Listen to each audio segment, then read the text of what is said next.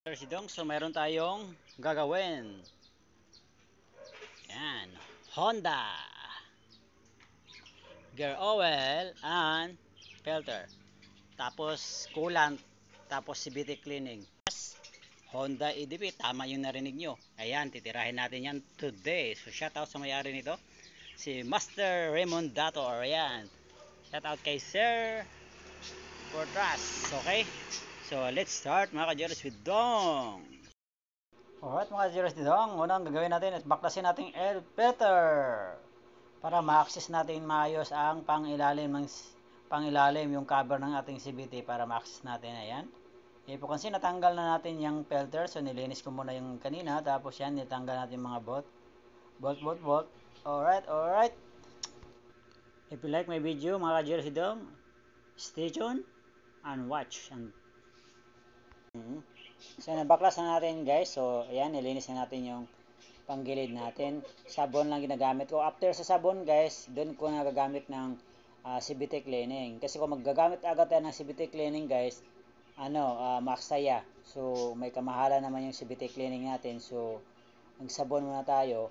Ang purpose niyan guys na kailangan ko pa rin yung CVT cleaning para hindi kalawangin yung mga parts natin sa ating panggilid.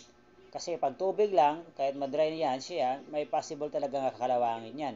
So kaya, kailangan natin CVT cleaning. After madry, CVT cleaning natin para safe tayo sa kalawang. Alright? So ganyan lang guys, depende.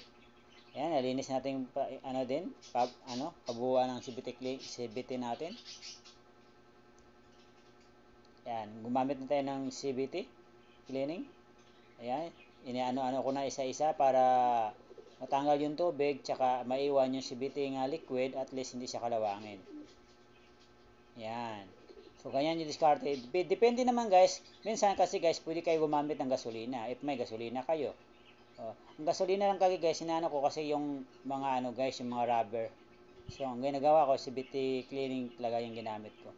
Kasi pag gasolina guys, baka ang rubber hindi either mag-breather or luluwang or lalambot. Maraming kasi guys, consequence kapag hindi tayo gumagamit ng proper na panglinis.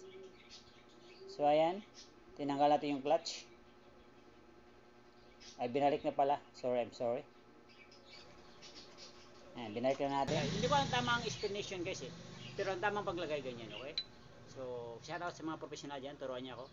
So ganyan yan guys maglagay ng flyball sa ating motor. Okay? Tapos itong back plate natin nga cover niya, check din natin to kung umuuga-uga pa o hindi. Once nga umuuga-uga to, kailangan nating palitan. Ito matibay pa hindi pa umuuga-uga. So yan. Tapos lagyan na natin yan ganyan. Yan. Ngayon, pag maglagay tayo doon, dapat ito siya, kung nag-ano ka ng grasa, dapat di siya matamaan ng grasa. Kasi once nga may grasa to dito guys, may slide na yung belt natin. So yun ang cause sa pagdadragging. Okay? Lagyan natin to.